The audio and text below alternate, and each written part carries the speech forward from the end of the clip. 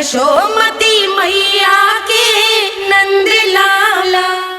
कृष्ण कृष्ण हरे कृष्ण कृष्ण कृष्ण मुरली मनोहर कृष्ण गोपाला गोविंदा हे दामोदरा। भाग्य,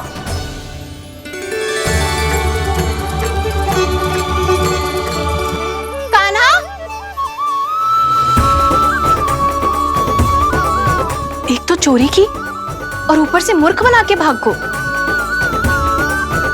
ये ठीक ना है, मुझे यशोदा जीजी को बताना ही होगा, और वो भी इसके घर पहुंचने से पहले।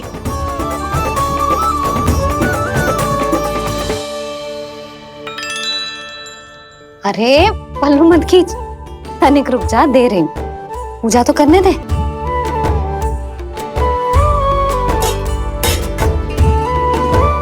ले, अब जितना मन करे उतना प्रसाद खा।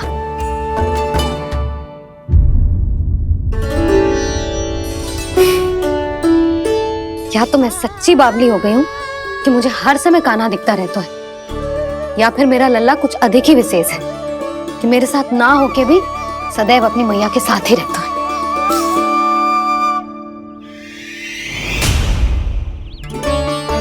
आज तो कैसे प्राण बचे, नारायण ही जानते हैं। मैं तो पाऊ को सिर पर लेके ऐसे सरपट भागो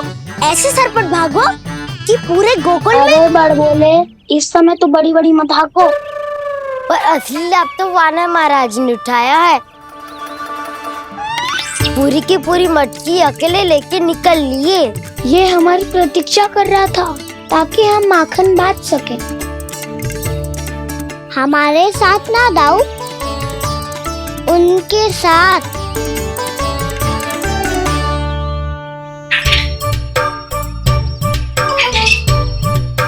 मैं समझ गो कान्हा, एक ना सभी जानवरों की भूख मिट जाए, इसलिए गया था तू सावित्री मौसी के यहाँ माखन चुराने।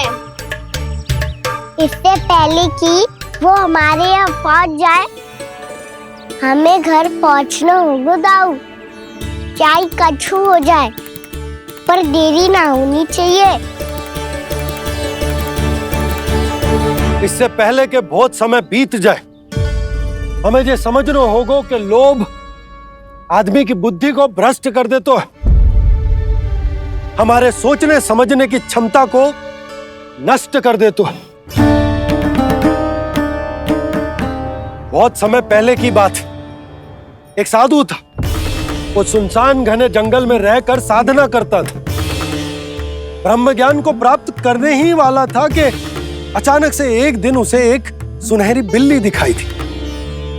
उसने उसे देखो तो सोचो कि ये तो बहुत सुंदर है, इसे तो मेरे पास रहना चाहिए, और उसने उस बिल्ली को अपने पास रख लिया। फिर उसने सोचो कि इसे तो दूध की आवश्यकता होगी और उसके लिए गाय की, तो उसने एक गाय भी रख ली। अब गाय को चारे की आवश्यकता होगी और चारे के लिए भूमि की। नारायण की कृपा से भूमि का प्रबंध भी हो गया। अब भूमि को जोतनो है, चारा उगानो है, चारा काटनो है, और उसे गाय को खिलानो है। गाय को खिला के उसे दूध निकालनो है, और दूध निकाल के बिल्ली को पिलानो है। कार्य बढ़ गो। अब उसे लगो कि सहायता के लिए 2 जोड़ी हाथ और होने चाहिए, तो उसने विवाह भी कर लियो। कुछ समय बीतो और संतान हो गई, और उसे एक बड़े घर की आवश्यकता अनुभव हुई। इसी प्रकार धीरे धीरे लोभ ने उसे अपनी छाया में ले लिया, और वो नारायण की साधना कर ब्रह्म ज्ञान को पाने के अपने परम लक्ष्य को भूल गो। फिर अनेक वर्ष बीतने के पश्चात उसकी अपने गुरु से भेंट हुई। पहले तो उन्होंने उसे पहचाना नहीं, और पहचानो तो उनने कही कि एक बार, बस एक बार अपने कर्तव्य से भटका था तू, और देख कैसे देखते ही देखते लोभ के जंजाल में गहरे ही गहरे धंसता चला गया। सोचो, कहीं उस व्यापारी को धन के लोभ में अपना वचन देकर आप सब भी जे ही भूल तो ना करने जा रहे। परिवार, घर द्वार, भोजन, सुख शांति, जीने के लिए आवश्यक जिस सब कुछ तो है आपके पास। इसीलिए मुझे चिंता हो रही कि जिस प्रकार उस साधु ने ब्रह्म ज्ञान प्राप्ति का अवसर गवा दिया था, आप सब भी इस लोभ में आकर अपना सुख चैन ना गवा दो।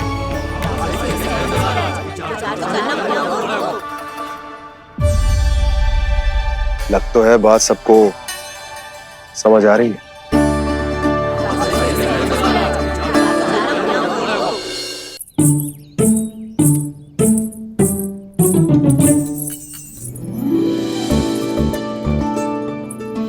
भाभी आसानी से ना मिलने देंगी कान्हा से, पर उसे देखे बिना रहा भी तो ना जा रहे हो मुझसे। कहाँ है वो? मुझ पे बहुत क्रोध है उन्हें। इतनी शीघ्र शांत ना होगा, उन्हें मनाना तो पड़ेगा ताकि मैं नंद भवन में फिर से बिना किसी रोक टोक के आ जा सकूं। पर क्या बोलूं, कैसे मनाऊं उन्हें?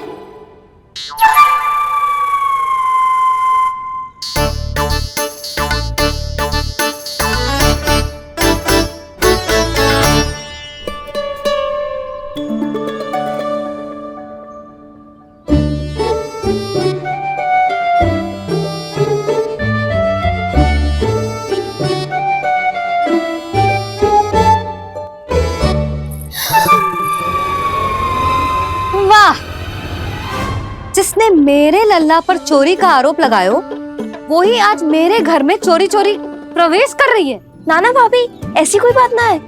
मैं तो बस ये देखने आई थी कि जसोदा भाभी का क्रोध शांत हुआ कि ना? सुन ले जानकी, मेरा क्रोध उसी दिन शांत होगा जिस दिन तू सारी गोपियों के सामने मेरे कान्हा पर लगाया आरोप वापस लेगी। चोरी करेगा तो आरोप ही लगेगा ना जीजी। फिर से आरोप? सावित्री, तू भी? कल तक मुझे ये थोड़ी पता था जीजी कि आपका कान्हा सच्ची में माखन चोरी में पारंगत है। आशा करता हूं कि आप सभी को नंदराज का विचार और संदेश सही से समझ आगो होगो।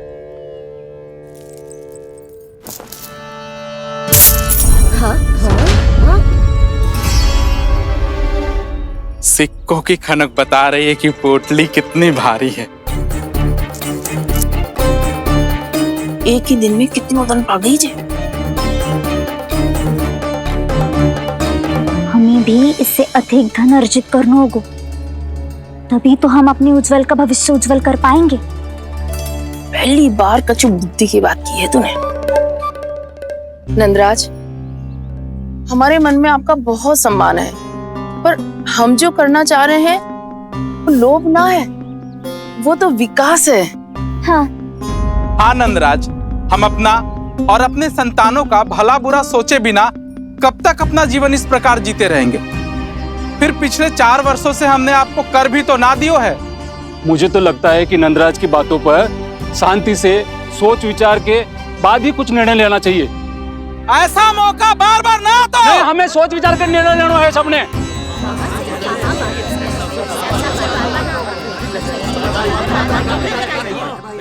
चोरी में पारंगत? हाँ जीजी, उसने टोली बनाई है और उसका नाम भी रखा है चौर्य विद्या प्रसारण टोली, और आपका कान्हा उसका अध्यक्ष है। अच्छा, तो कान्हा पूरी टोली लेकर आया था चोरी करने तेरे घर? और नहीं तो क्या। पर एक बात बताओ जीजी, मेरे बलदर को देखकर किसी का साहस ना हुआ भीतर जाने का, पर आपका कान्हा इतना साहसी है कि बिना भयभीत हुए इतने भयंकर बैल के निकट चले गए। सच्ची? और तेरे रक्षक बैल ने कुछ ना किया उसे? है ना अचरज की बात। क्रोध के स्थान पर वो तो उसके सामने ऐसे झुक गया जैसे कि प्रणाम कर रहा है। और जीजी, आपका कान्हा साहसी ही ना, बहुत चतुर भी है।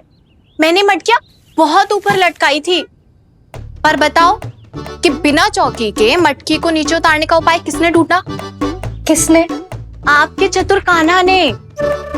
उसने अपने सखाओं को पर्वत बनायो और एक पक्के सेनापति की तरह बिना भयभीत हुए उनके ऊपर चढ़ गयो और मटकियां उतारने लगो। और एक ही ना, तीनों की तीनों मटकियां उतार ली। तीनों? हाँ जीजी, और वो इतना दयालु है कि पहले एक मटकी का माखन सब में बांट दियो और फिर बचे हुए 2 मटकियों में से एक मटकी अपने सखाओं को दे दी और फिर दूसरी मटकी एक भूखे वानर को दे दी। और फिर जब मैं उसके सामने जाके प्रश्न करने लगी तो उसने मुझे अपने तर्कों के जाल में उलझाया और बड़ी आसानी से सिद्ध कर दिया कि वो तो परोपकार कर रहा था। मैं तो देखती ही रह गई और शब्द तो ऐसे झड़ते हैं मुंह से जैसे कि फूल। रुक जा सावित्री, पहले तू ये निर्णय ले ले कि तू मेरे लल्ला का गुणगान करने आई है कि उसकी निंदा करने। निंदा करने ही आई हूँ जीजी, जानकी सत्य कह रही थी। आपका काना माखन चोर ही है और बलराम के साथ भागा था। बलराम क्यों? वो तो साक्षात गरुड़ देव की पीठ पे बैठ के उड़ के आयो है, तभी तो तुझसे बहुत पहले आके यहाँ बैठ गओ ना। आ देख ले, आजा। देखो कैसे बैठ के सब पहरा दे रहे हैं कि कोई पंछी अनाज ना चुगले, और तुम दोनों व्यर्थ में इन सब पर दोष लगा रही हो। कान्हा के निकट जाने का प्रयास भी मत ही करना। पहले मेरे लल्ला पर आरोप लगाती हो, फिर उससे मिलना भी चाहती हो।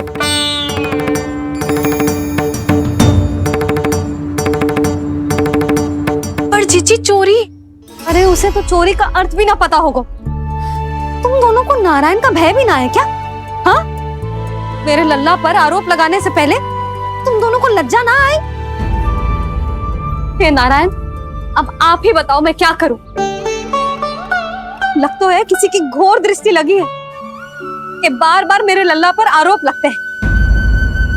किसी की क्या, तुम दोनों की दृष्टि लगी है। या तो तुम दोनों मनगढ़ंत कथाओं को सत्य बताना छोड़ दो, या फिर कृपा करके मेरे घर आना बंद कर दो।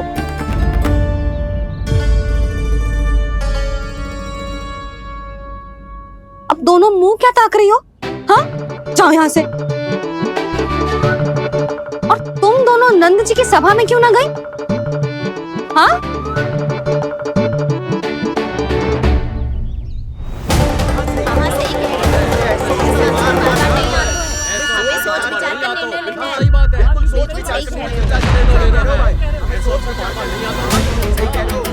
जी कौन? पहले तो कभी ना देखो इसे।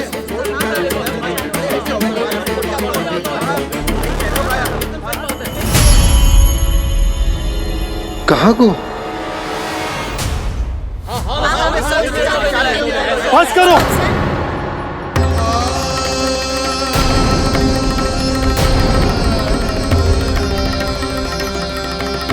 मेरी आंखों के सामने मैं गोकुल में इस तरह फूट पड़ते ना देख सकता। राजा हूं मैं, परंतु आज तक मैंने कोई भी निर्णय आप सब पर ना थोपो और ना ही आज थोपूंगा। मुझे पता है आप सबके पास कल सूर्यास्त तक को समय,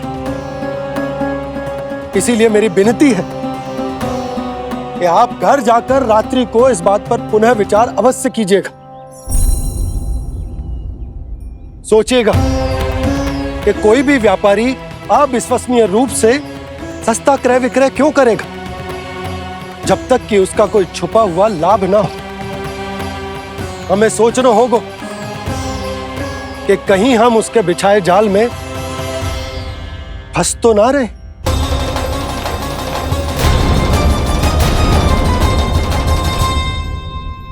बच गए भैया, जैसे तैसे ही सही, पर समय से पहले पहुंच ही गए हो। सावित्री मौसी कनेक सी बात को इतना बड़ा चढ़ा के बोल रही थी जितना उज्जवल भी ना बोलतो।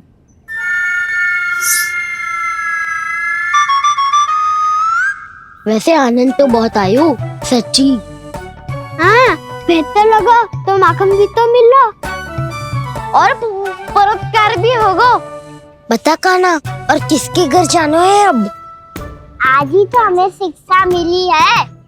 इतनी शीघ्र भूल गए तुम सब। लोग के चक्कर में पड़ोगे तो फंसोगे। लोग के चक्कर में पड़ोगे तो फंसोगे।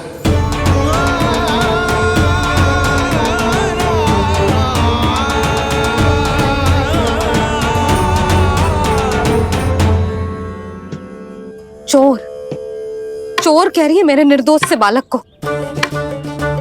अब तो इन दोनों ने अति ही कर दी है।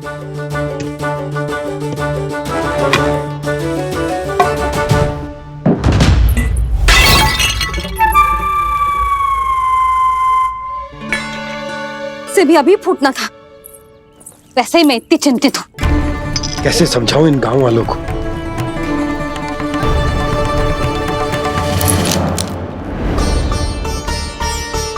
कोई समझने को तैयार ही ना है। लगता है सबकी बुद्धि भ्रष्ट हो गई है। सही कह रही हो यशोदा तुम। मुझे तो लगता है कि सोचना समझना ही छोड़ दिया सबने। अनेकों तर्क देके समझा दियो, सिद्ध कर दियो, पर इनकी मोटी बुद्धि में कछु आता ही ना है। यशोदा तुम तो तर्क की कह रही हो, मैंने तो उदाहरण देकर समझाने को प्रयास किया, पर अपनी बुद्धि के आगे कछु ना समझ में आ रहा इन गांव वालों को। क्या सारे के सारे गांव वाले मेरे लल्ला पर आरोप लगा रहे हैं? जी क्या कह रही हो तुम? मैं तो गांव वालों की बात कर रहा हूं जो नारायण के नाम पर वचन देकर उस अपरिचित व्यापारी को अपने दूध, दही, घी, माखन सब देने को तैयार है। लो कर लो बात। मैं गोपियों की बात कर रही हूँ जो लल्ला पर माखन चोरी का आरोप लगा रही हूँ। और आज तो सावित्री ने भी लल्ला को माखन चोर कह के पुकारो है।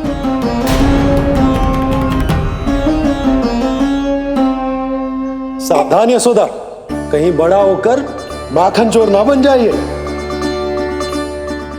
अच्छा, ये सब आप छोड़ो। स्त्रियों की बात है, मैं संभाल लूंगी। आप ये बताओ सभा में क्या हुआ? गोकुल में फूट पड़ गई यशोदा, लोभ की फूट।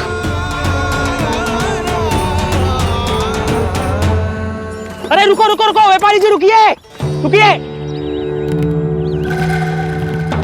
नंदराज ने प्रयास तो बहुत किया था व्यापारी जी, पर कुछ व्यक्तियों को छोड़ करके किसी के कान पे जूं तक नहीं रेंगी। इसका अर्थ फूट पड़ चुकी है लोभ की वजह से। बहुत ही शुभ समाचार लाए हो गुप्तचर। अब शीघ्र ही दिखेगा लोभ का चमत्कार।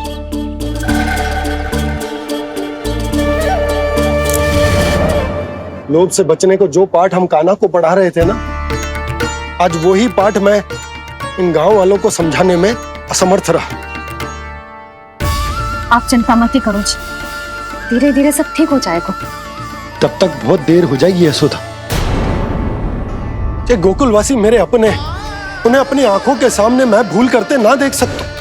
वो सुलक्षणा, वो उस व्यापारी के प्रभाव में आ गया, और शंकरी मौसी और सुमति भी सुलक्षणा के मार्ग पर ही चल रही। कान खोल के सुन ले बहू, आज से घर में दूध पीनो बंद, दही खानो बंद, और माखन तो बिल्कुल न खानो। पर मैया, पर किंतु परंतु कुछ ना सुननो मुझे। सुलक्षणा की जैसे धनवान बननो है कि ना?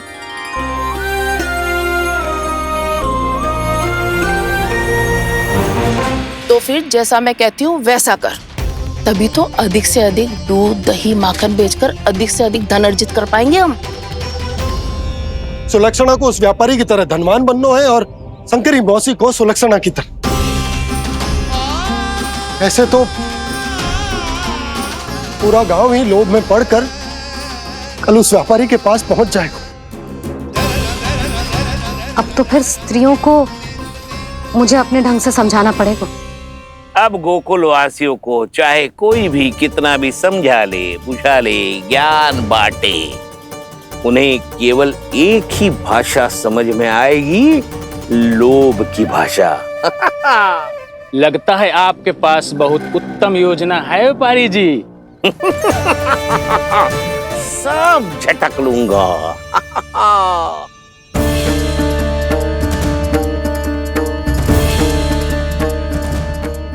आपको क्या लगता है प्रभु, मैया के समझाने से गोपियाँ समझेंगी?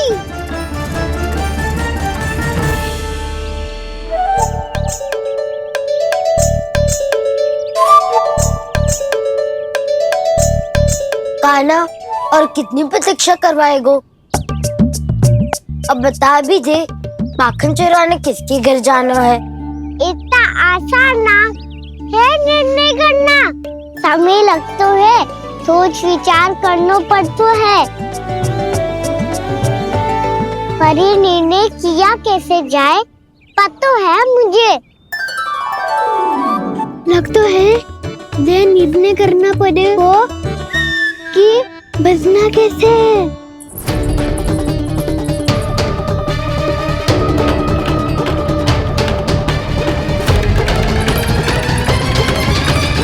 सावित्री मौसी ने हमारे 14 विद्या प्रसारण के बारे में सबको बता दियो क्या?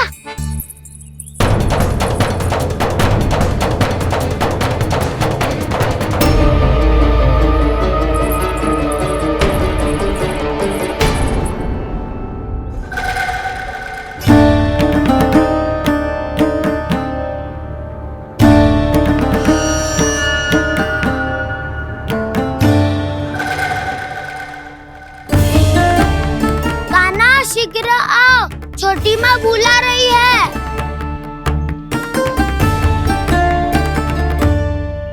अब डांट भी पड़ेगी और कुटाई भी होगी। 14 विद्या प्रसारण कल ही आरंभ हुआ था और आज ही समाप्त हो जाएगा। सब इतने गंभीर क्यों है आज? गंभीर तो होंगे ही ना दाऊ, क्योंकि मैया आज अच्छा वाला पाठ पढ़ाने वाली है।